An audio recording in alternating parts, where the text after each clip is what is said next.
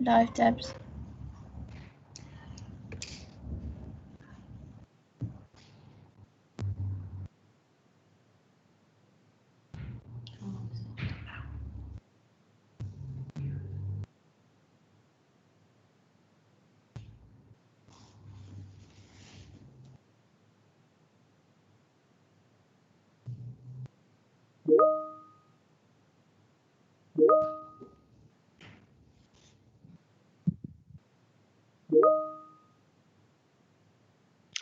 Good afternoon, ladies and gentlemen, and a very warm welcome to all of you out there on our virtual Buildtastic event.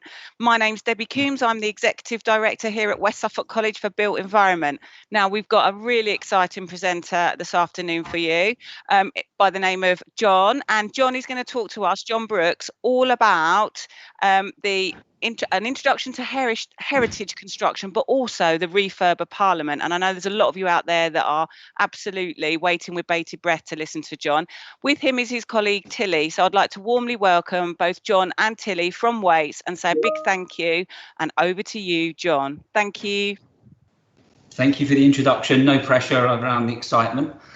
What we plan to do is talk to you a little bit about Waits, for those that don't know who we are, and then I'm going to talk about the project that I'm based on for Parliament, which is called the Northern Estates Programme. Then I'm going to go into a bit of detail about the live project that we've got, which is a part of the Northern Estates Programme, and that's called Derby Gate. And within that, I'm going to talk a bit about the structure of the project, so who the kind of client is and the client team, so the client's the organisation that's paying the money, who our team is, and a bit about kind of our subcontractors, so our supply chain. So it just gives you a flavour of a typical project structure in construction. Then going to move on to talk a little bit about a couple of other projects on the estate for Parliament, and one of them being Elizabeth Tower. And then I'm going to hand over to Tilly, who is coming to the end of her traineeship as a production manager, and she's going to talk about the project she's just about to complete, which is called Project 2020. If you've got any questions, feel free to put them in the chat box as we go along. But otherwise, I look forward to running through this with you on a Friday afternoon. So thank you for joining us. So those that don't know who Waits are, Waits are one of the biggest UK privately owned construction companies in the UK. Still family owned, fifth generation. Number of divisions, so they act as a traditional developer, so they buy land and then sell that land on. So for example, recently they've sold some land to a supermarket chain, or they sometimes keep onto that land and build housing on it.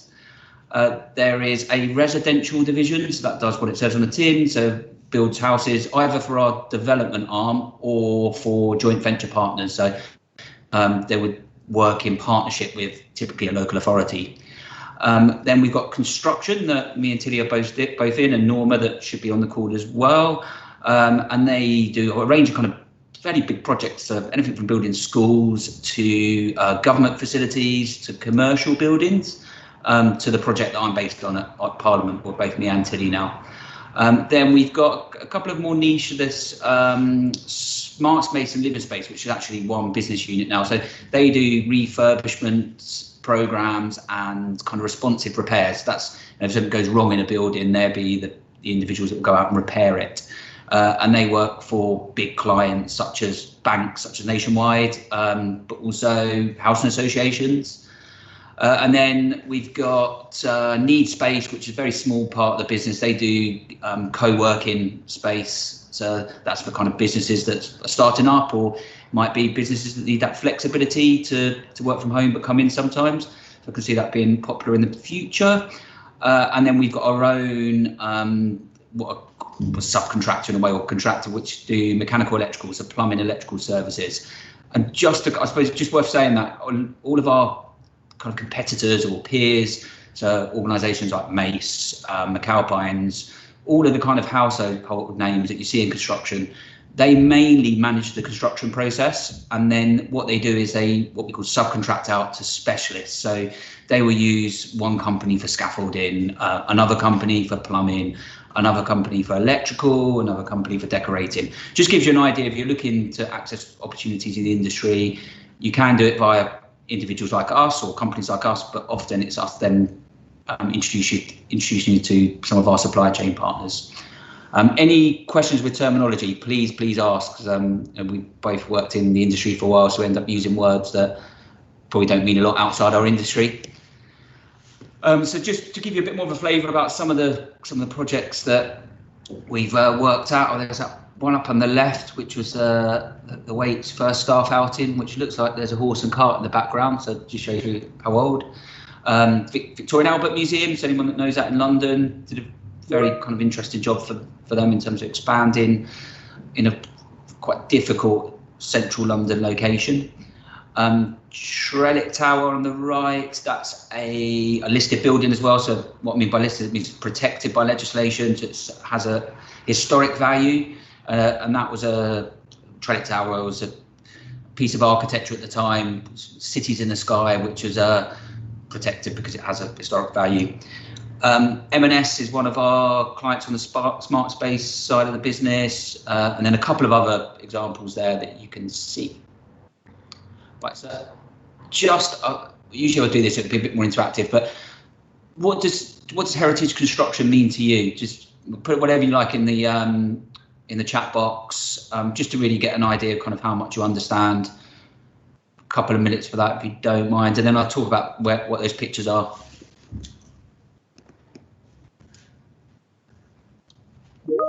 I can't see the chat box, by the way, so I'll tell you what, I'm going to come back to that. But just a couple of examples of heritage projects that, well, one example that Waits are working on. So on the left-hand side is a project called Borough Yards, which is near London Bridge. And Norm was on the call to one of her projects. Very complicated project where you've got kind of railway lines either side of it, but it's expanding a market called Borough Yards, very old part of London. And what this project's done is actually brought back to life some medieval streets. So you can see in the background a really kind of clear example of heritage, old buildings that have historic value that have been brought back into use.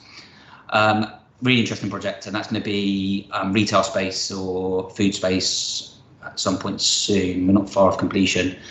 And then the project on the right-hand side, we're going to talk about in a bit more detail. That's not a Waits project, but it's on Parliamentary Estate. So that's Elizabeth Tower, which is a UNESCO World Heritage Site. So that means it's kind of protected globally. Probably one of the most famous buildings in the world. You'll see that in a minute without the scaffolding. So moving back to Parliament, it really interesting building, very, very old. It roots all the way back to Saxons, which have a big place in Bury St Edmunds. So back in, if you remember your history, 1066, Norman the Conqueror invaded England and the Saxons disappeared off, and he made Parliament his home. It used to be a Saxon palace, and like any good leader, he put the taxes up. So along came all the aristocrats at the time to complain, and that's kind of the kind of history of why it's called Parliament. So those that are good at the French, parler is to, excuse my pronunciation of it, is to speak. So it was where people came to complain, to speak to William the Conqueror. So that's where it has its kind of historical name. And it still is a royal palace. So the Queen has her bedroom in there, believe it or not. She is meant to stay there once a year, but I'm not sure she does. But she's still got a bedroom in there, still got facilities. But really now it is one of the first democratic institutions in the world. And it's been 2 fires, it's been bombed. It's needs some urgent repairs. It's a mini city. There's 1,000 rooms, 3 miles of corridors, 4,000 windows, and there's been not a lot of money spent on it. So it needs some urgent work.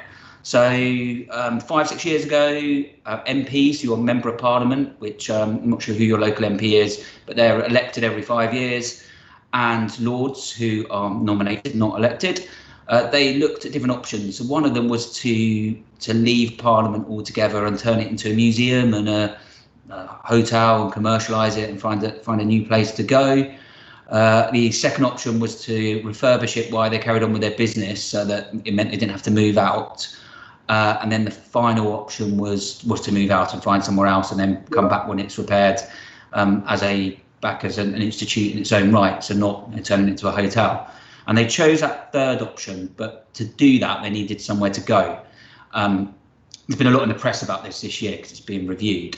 So this is where Waits come in. So anyone that's been to Parliament, there just across the road are a set of buildings, which I'm going to show you a bit more detail in a minute, that are owned by Parliament already, and some of them are MPs' offices. They've not had a lot of money spent again on them, so they do need refurbishing in their own right. But we are basically refurbishing those buildings. The picture you can see in the background is a computer-generated image of a temporary House of Commons chamber. So anyone that's seen that on the news, it looks very, very similar, which will be on the Northern Estates, and that's going to potentially be built by a company called Lendlease or another building company. So Northern Estates programme, 5-year programme, and Waits are on that already. We're about 2 years into it. Once that's done, MPs move out, and I'm going to just show you in a bit more detail about that, and Lords will go around the corner to a conference centre. So this is a bit more of the reason why it needs refurbishing. You can see some of these pictures, and stone masonry, so some of the external images you can see here are literally just falling apart. So this comes all the way, what used to come around away from a place called Portland in Dorset, all the way up from the Thames. So it was quarried in the UK and then carved on site or off site, but it does get weathered very quickly. So this all needs refurbishing. Bits are actually just falling off. So there was a bit that fell onto an MP's car. You can see the state of the windows, all these bronze windows, which I mentioned earlier, need replacing. The mechanical electrical system, which you can see from here, is very, very antiquated, and a lot of work needs to be done on that as well. So in terms of estimated value to refurbish Parliament, and don't forget that's after the 5 years where we're preparing the buildings for them, they're looking at kind of circa 6 to 8 billion, and it's a 10-year programme. So a lot of really interesting opportunities here. I'm going to show you if it works. If it doesn't, apologies, a really short video that does a really good job in explaining why we need the work.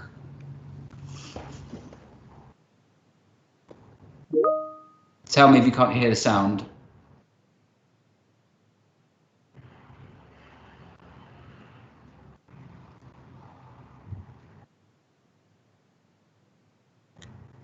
The Palace of Westminster.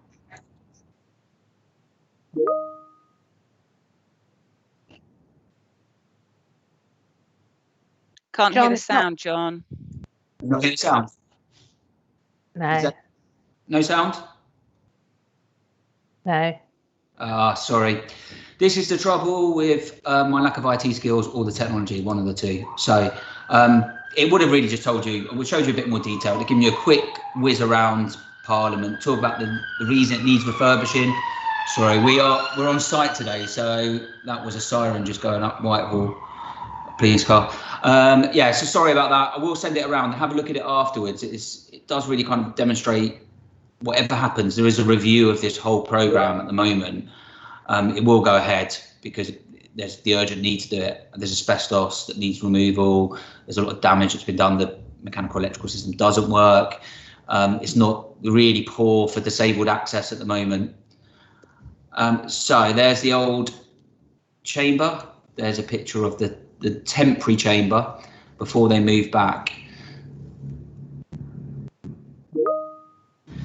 So this gives you a bit more of an idea about how big the estate is. A bit in purple here is Parliament itself. So that's the bit I was describing in terms of the miles of corridors and the 1,000-odd rooms.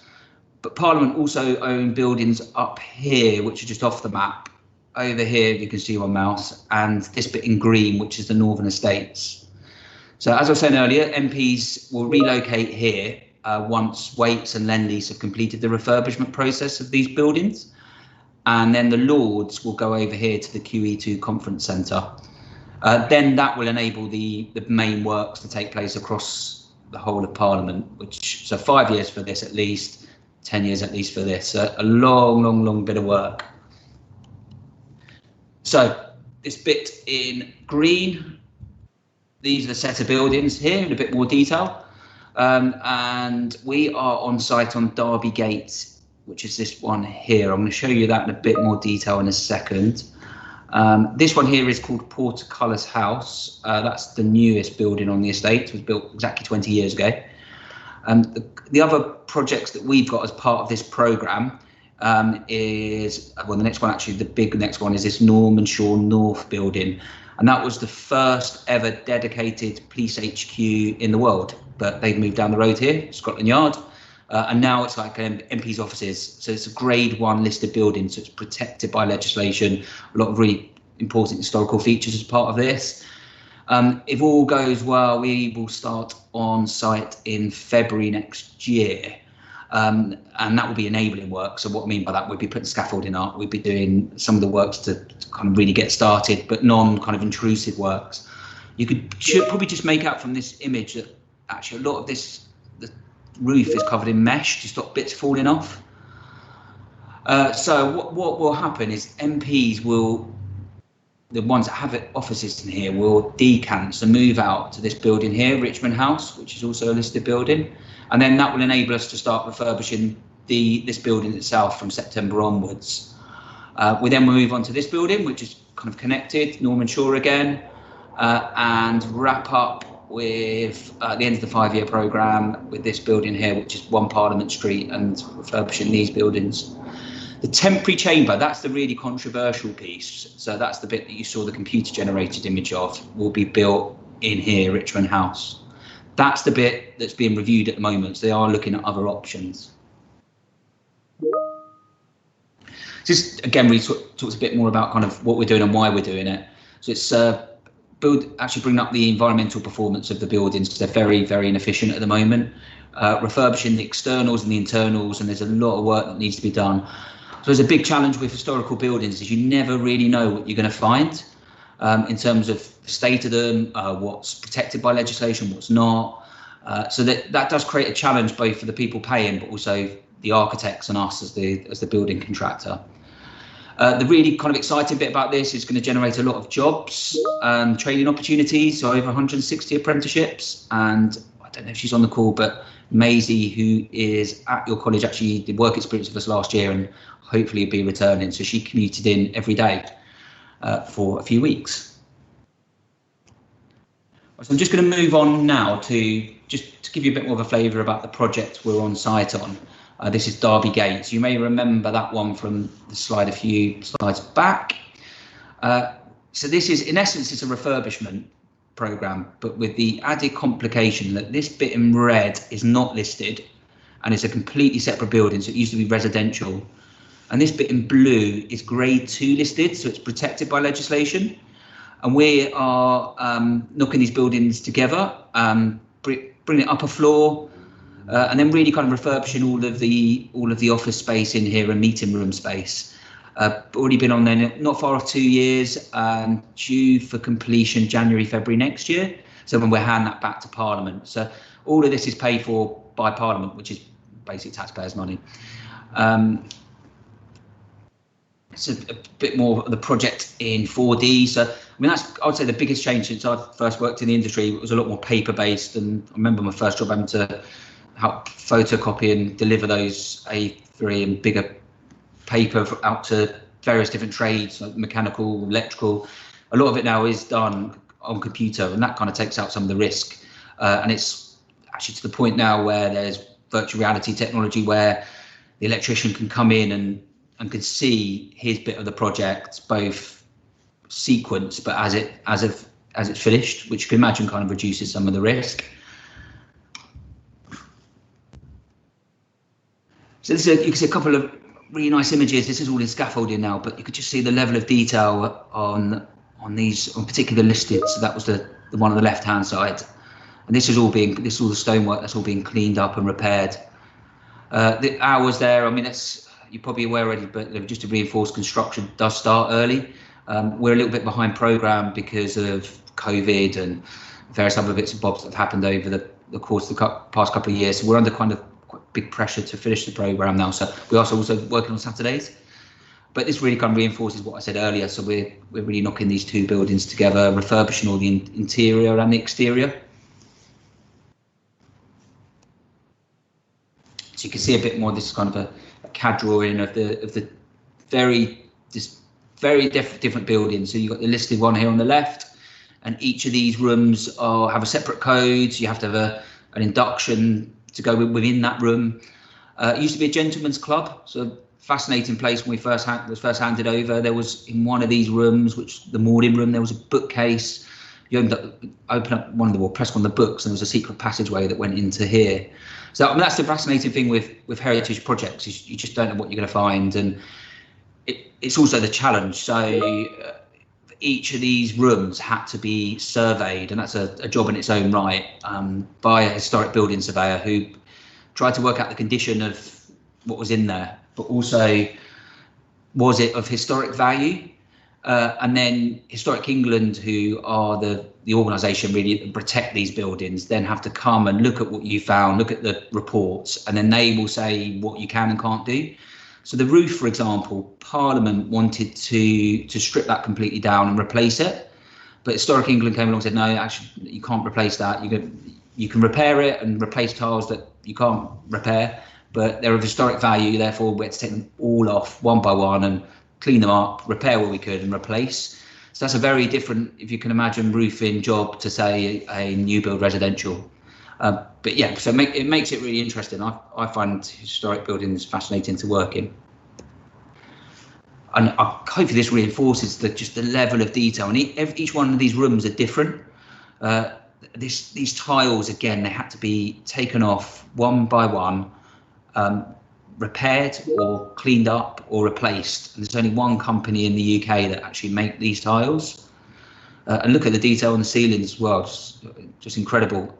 And same with the kind of wood paneling. So you can imagine, you know, a lot of the kind of trades that you find that work on projects like this, they do have to do additional qualifications. So if you took a typical carpenter, they would have to do another qualification and get gold card, which is a system that we use for accreditation that's kind of under CSCS, to be able to work on a project like this. So it's kind of it's more of kind of an upskilling, but it's, if you imagine how many old buildings we got, including if you look at your hometown, Bury St Edmunds, there's a lot of work, and all these buildings need maintaining. So definitely an area that I think kind of people forget, as all these old buildings and they're interesting places to work. Right, I mentioned in the introduction, just wanted to give you a flavour of what a project team might look like, and this is kind of really mirrors a lot of different projects, but it gives you an idea of how many roles exist that I think are behind the scenes before even a spade goes into the ground.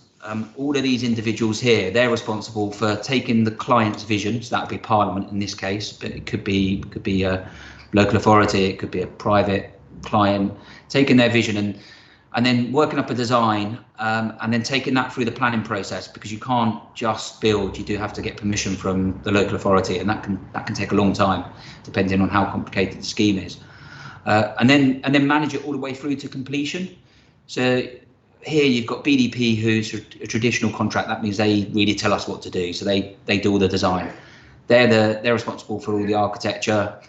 WSP are our project managers. So they're meant to really kind of translate what Parliament wants, but also what BDP wants, and then give us instructions. So tell us what to do, basically. But also deal with all the issues that come up on a project. You may go into a room and you do a survey and you find asbestos, and that has to be removed.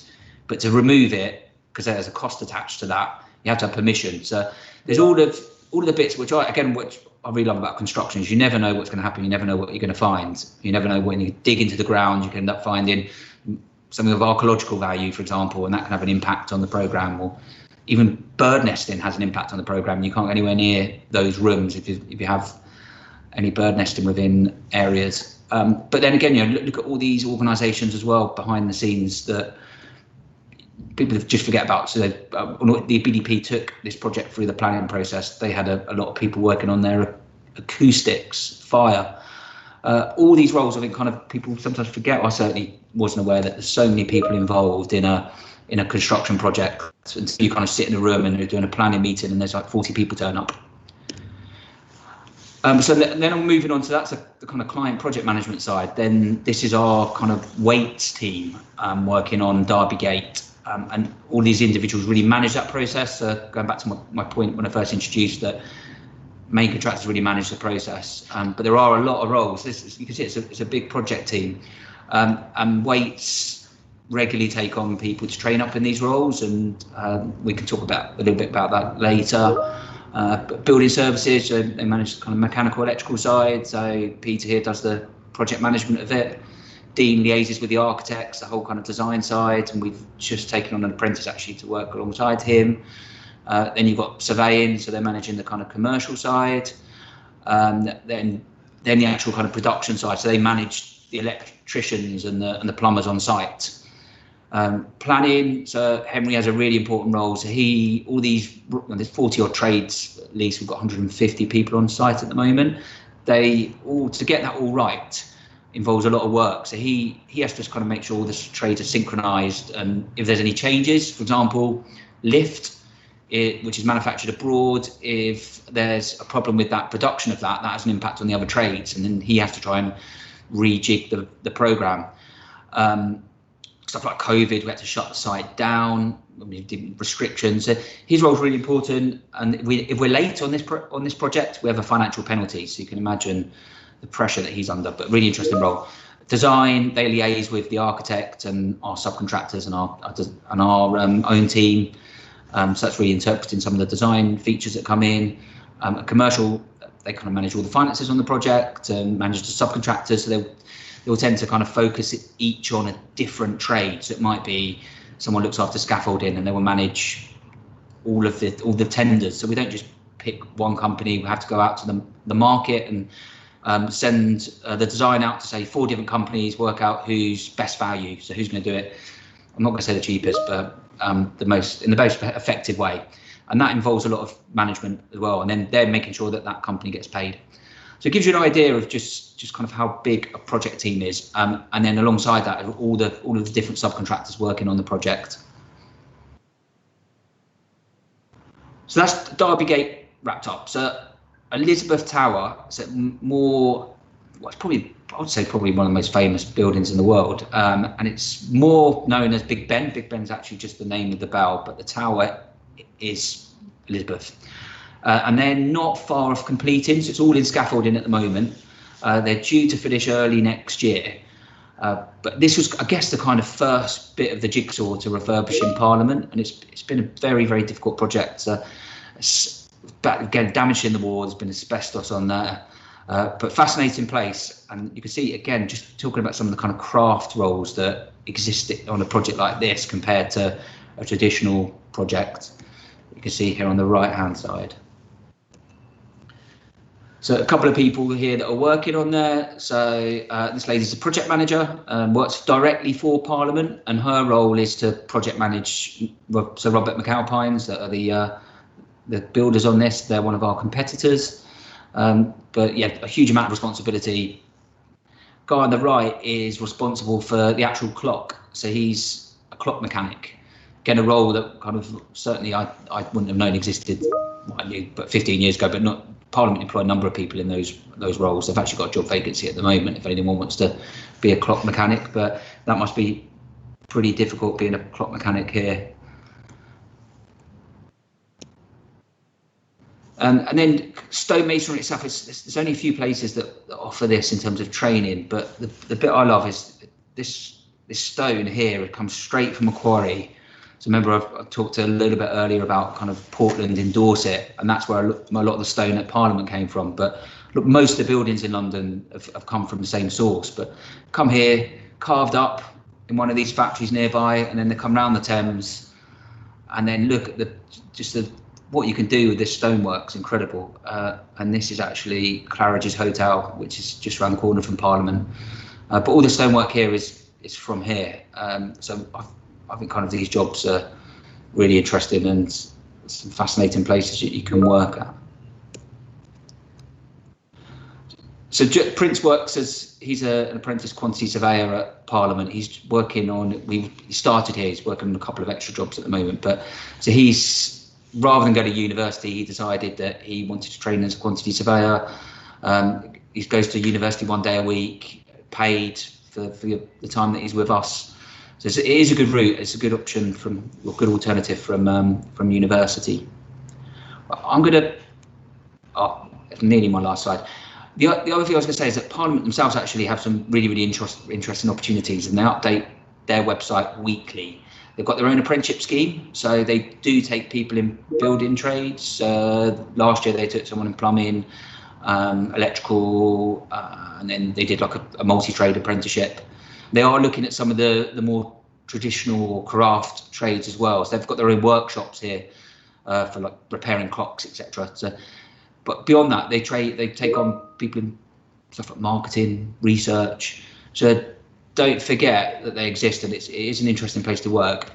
Anyone that's interested in finding out more about working at Parliament, either directly or indirectly, i.e. with us, then yeah, do follow up. You do have to be security cleared to work here. That's the other kind of challenge. So all of the deliveries that come here, every single material we use has to go to a centre, be scanned to check there's no bugs, and as in spy bugs from Russia or whatever other part of the world it might come from. But it means it's a different type of project. It has to be very organised. But that's interesting. Once you've got your security pass, you've like 20 odd restaurants here, and you can bump into people like less so Boris now. He's a minister, but you're always bumping into. It's an interesting, like a little mini city. That's it for me on Parliament. I'm going to pass over now to Tilly, who's going to talk about her role here, but also kind of another really fascinating project that I'm hoping to squeeze in a tour of today. John, could I just quickly just ask a few questions based on your presentation that's come in? Yeah, sure. Or do you want to do that now? Or should we do, yeah, let's do it now then, and then. Well, I want to ask you, because specifically somebody's asked, which I think is quite poignant. Is this the most prestigious job you've worked on?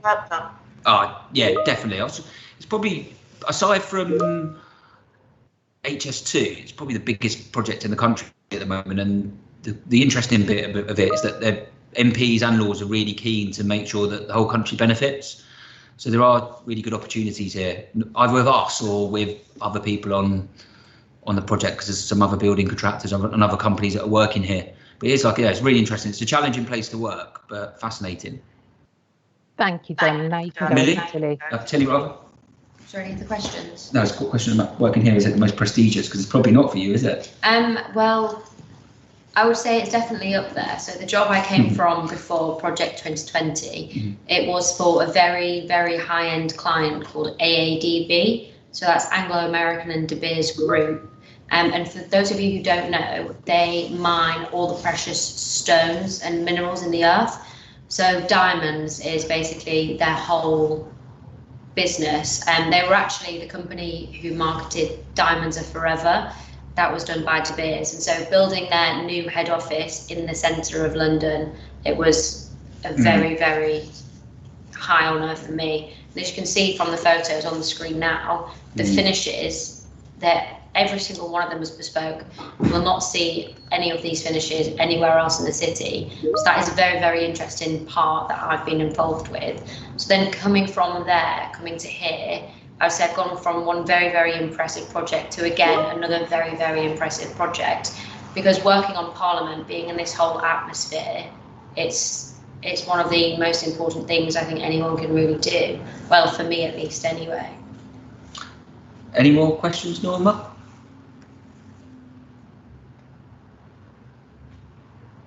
Sorry, no, that's my nice link. Brilliant. That's a really good. Over to you. Okay, so as you can see on the screen, here are some images from Project 2020. So I was based on this project for over 2 years. And when I first started, we were in the ground. So it was demolishing the existing cladding. So as you can see in the image on the left, that is the new cladding there. So we removed all the original cladding, removed all the internal walls, and demolished some buildings, and then we piled down deep into the ground, and then we erected a new steel structure and a new envelope, as you can see by the cladding. It was a very, very impressive project to be on. As I've already mentioned, it was for a very high-end client whose tastes were extremely, I'd say, difficult to please type of people, but it was a great learning experience for myself to be involved in, because you get to see all of these different aspects of construction. And if people A lot of people seem to think construction, it is just dirty building. It's not that at all. Anyone can work in construction, be it financial, design, planning, marketing, PR, all of that comes into construction, and it's a huge, well-rounded industry because anyone can come in and work in it every day. Just switch. Yeah. So as you can see from this larger image on the left-hand side, this is the coffee bar reception area of the building. And as you can see, we have 2 living green walls. So they are supplied with water behind them so that they live and grow. And the lights that are turned on are special lights, UV lights, which help it grow. And the flooring and the tiles, it was a very, very complex thing to build itself. The ceiling as well, that's also another bespoke element. And if you look on the right-hand side in the bottom corner, that is also another angle of this reception area. So again, it is a very, very impressive place to say that I've worked and to take people round and show them everything that we've done there, because to me, it was the first project I ever went on in construction, and it was probably one of the most impressive jobs that I've seen around London. When you're looking at all of the other different buildings surrounding, and you see the one that you've helped build, it's a very prestigious feeling that you feel inside and feel like you're really part of a team. So that's why construction is such a great industry for everyone. And if you just look on the top right hand side, so that is a large restaurant. So we were just doing the shell and core of this building. So that's the cladding, all of the services inside, putting the plant on the roofs. And then we also did the fit out of the lower ground floor, basement and ground floor areas. So this ground floor restaurant, it will be able to house up to 450 people when the building is finished. And as you can see, there's only a section of the seating installed by us, and then another contractor will go in and will put the final finishing touches, chairs, tables, kitchen supplies, all that sort of stuff. Is there a next one? This is some more photos of the cladding. So as previously mentioned with the stone, so this stone on the side of the building actually also did come from the UK. But if you look on the image on the right, the white stone that you can see, which is actually laminated between 2 pieces of glass, is from Italy. So that was mined from Italy, and it was a special section of stone that was mined from a quarry and had to be split up into pieces, because stone's a natural occurring resource. You can have slight changes in colour, lines, all that sort of stuff. So the client wasn't originally happy. So this was actually the second amount of stone that was installed into this cladding. And then if you see just through the photo where you can see the lights, that was a spiral staircase. So 4 sections of structural steel was lifted in by the crane, like through the roof. It was welded together and then fitted out, installed with lights to a high standard, and it's one of the most amazing staircases I've ever seen. I've never seen anything like that before in my life. So it's really good that you see all of these different aspects of construction, and then you go on to your next job, and again you see all these new different aspects. So you're constantly evolving and learning, and you do it every single day. So it is one of the most amazing things to witness. And then again, maybe in another 2 years I go into another project, and it's the whole process all over again, seeing all new things. It's very exciting. Well, just explain what you do. Oh, yes. So I started 2 years ago in 2018 as a production trainee manager. So that's me training to be a site manager, section manager. And in September just gone, 2020, I was promoted to a section manager.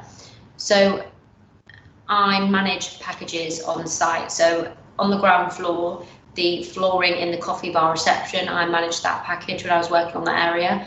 And we also had 125 toilets that we fitted out on the project.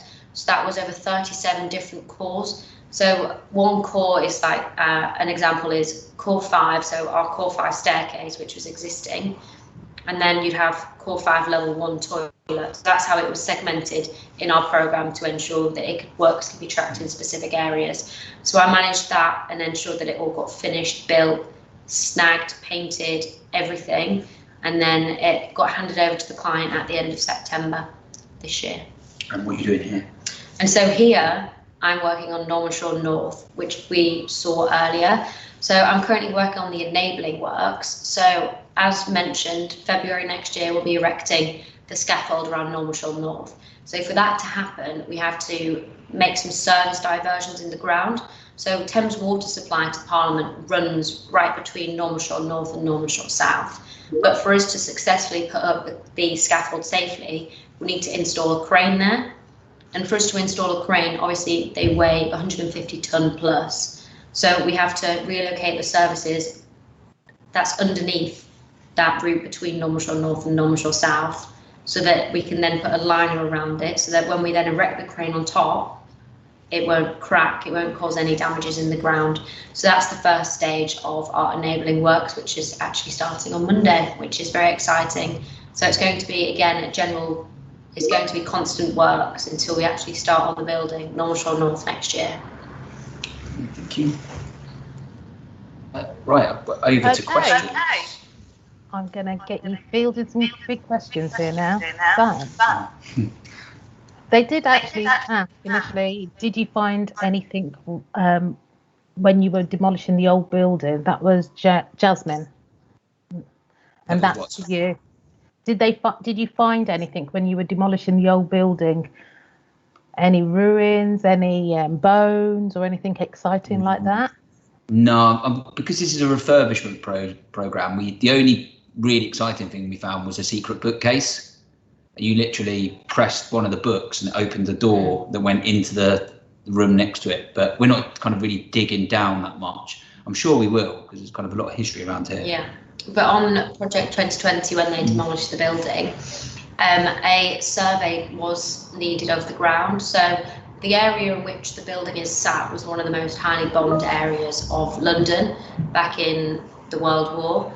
So a special survey team had to come in and scan the ground for any unexploded ordnance. Thankfully, they didn't find any, so we were all good on that. Thank you. And another one, I think, which is very important for the students to hear, actually, just to kind of reinforce, that it was asked by Sarah, who pays the bill for all the work? You do, or your parents do, or we all do. Taxpayers' money. We all pay.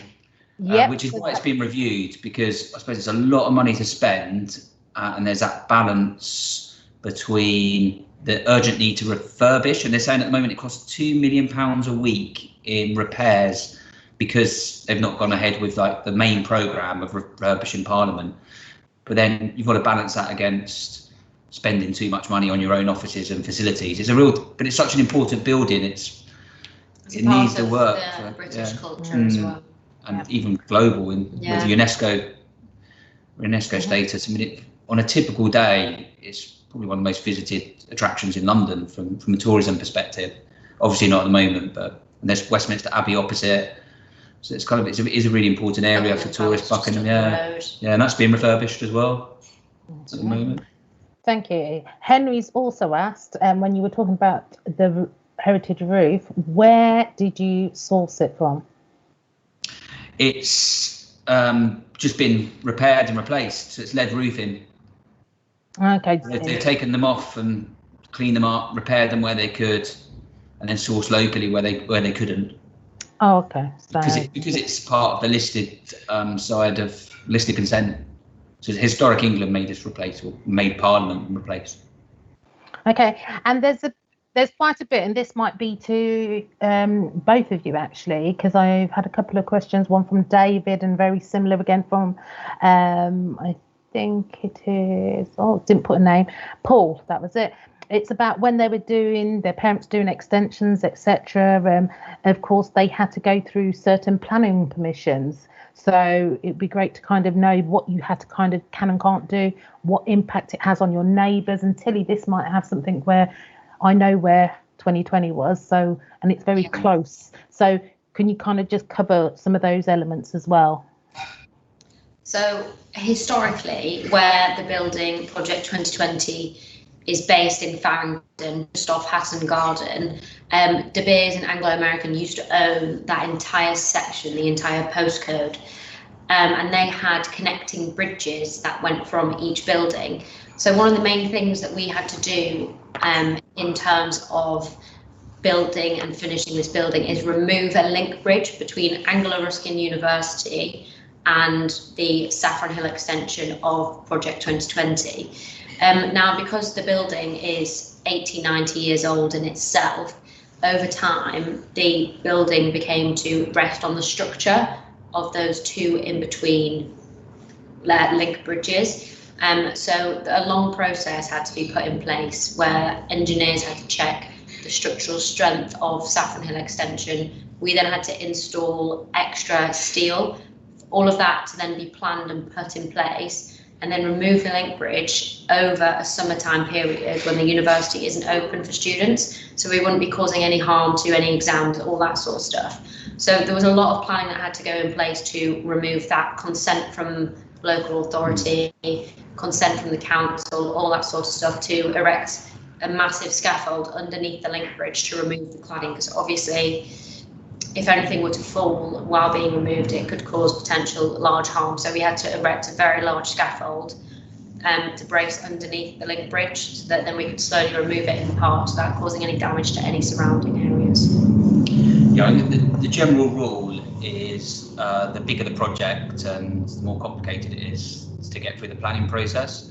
So the government are trying to make it easier to build new housing at the moment and kind of relax the planning rules, but certainly kind of for the job that we're based on here at Parliament, they still don't have planning permission from Westminster Council, who are the local authority, to proceed with some of the works. And it's been difficult. They've had kind of feedback that they need to make some modifications. So the council will typically look at what does the design fit in with the local architecture?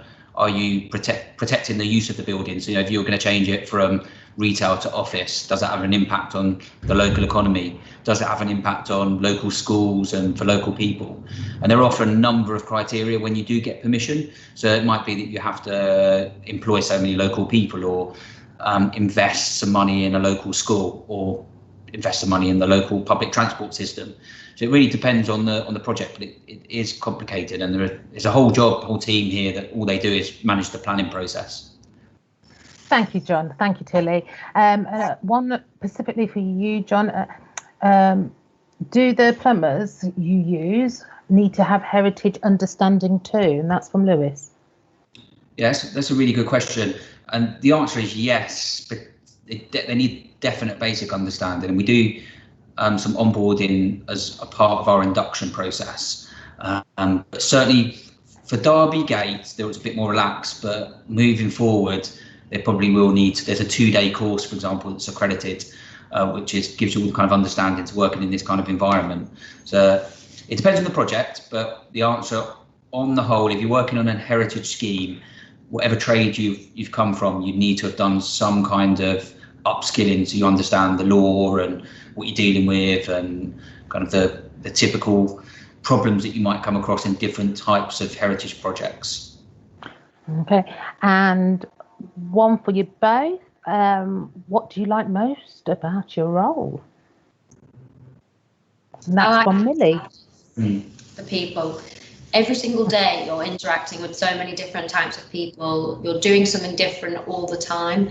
It's the constant challenging, overcoming issues, because you'll always, especially with heritage projects and refurbishment of existing buildings, there will always be issues that were unforeseen.